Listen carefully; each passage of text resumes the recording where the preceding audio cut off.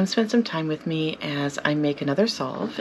This one is my winter joint salve for my knees and my elbows and my hands during the lovely Minnesota winters.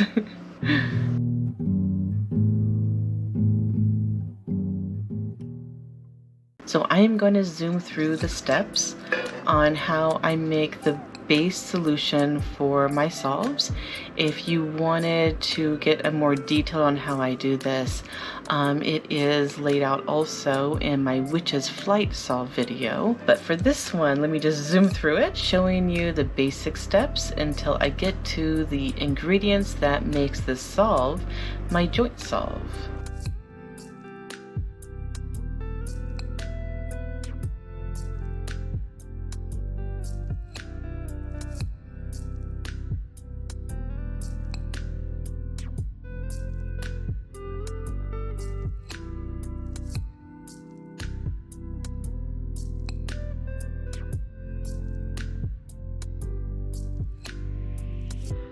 Okay, so this is my trusty, very old wood cutting board, and these are chili peppers that I have been soaking for a year. So every year when I make this, in December, I start over a new jar. It is packed full with beautiful red chilies, and it is soaking in olive oil.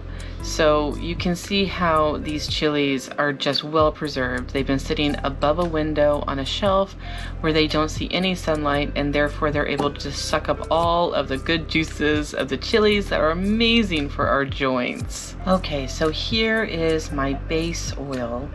I've been making quite a bit of salves and various things today for holiday gifts in December, and so I have lots of little floaties in there from the oil I just made with this one because I added actual basil leaves. For this solution on the video though, I'm just going to make the basic one with just these 3 ingredients. So in goes the lavender. I don't have measurements, I go by the smell. I don't want something that's going to be too pungent with lavender, and so I really go by smell and balance, and whatever my happy spot is where I stop.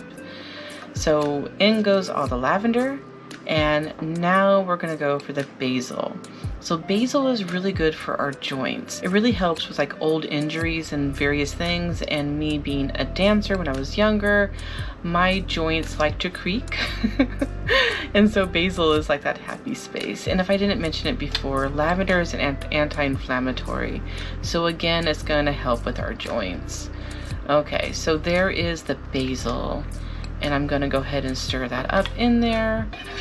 So essential oils are basically the distilled or the sweated produce of these herbs, and so they do not change the oil whatsoever.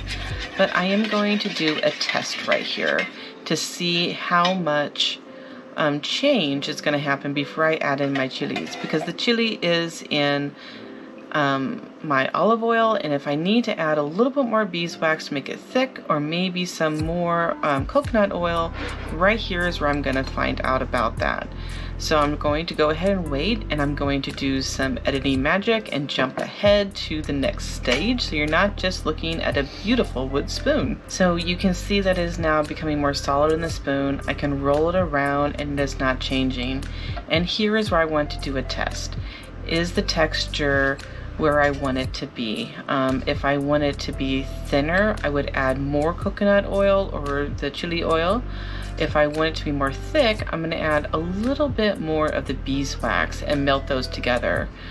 This is something though right now that I got to pay attention to. As you can see down in my pitcher, my solution is already starting to become a little more solid, as you can see on the outside. But this solution right now, I'm feeling between my fingers, is perfect.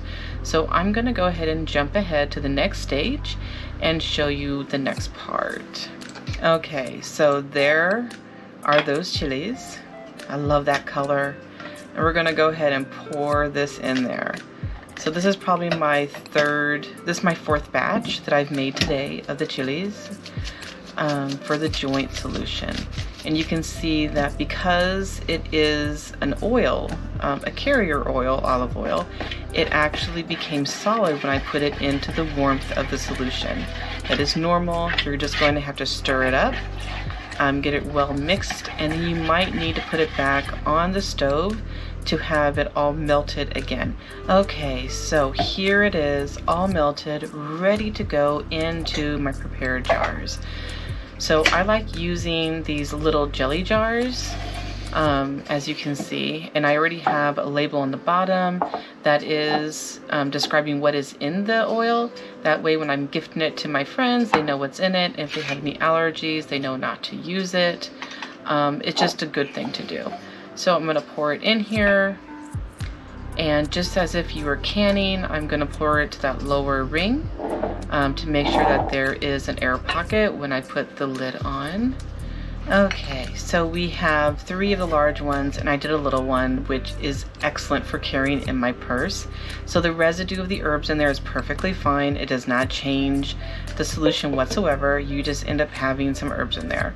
And that one, the last one, I always save for myself in case some of my friends don't want the little herb bits. It doesn't bother me at all.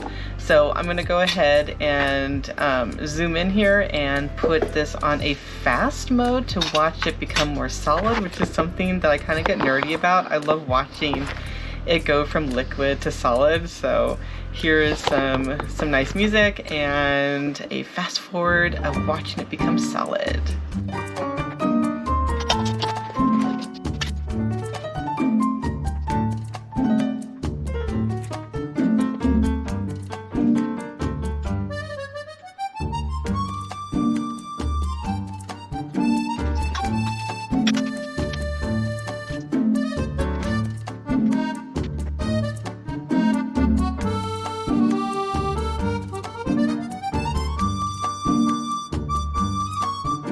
So this salve is really perfect if you have any old injuries or if you just get aches and pains during the winter time.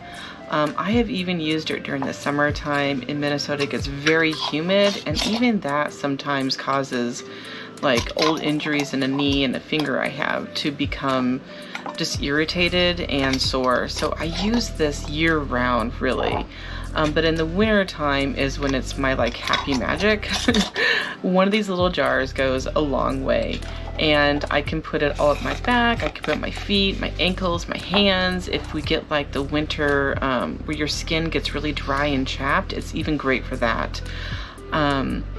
But mostly I use it on old injuries and just like the aches and pains on the body. So if you make this salve, this particular one, I'd love to hear your results, or if you have another one like this, I'd love to hear about it in the comments below.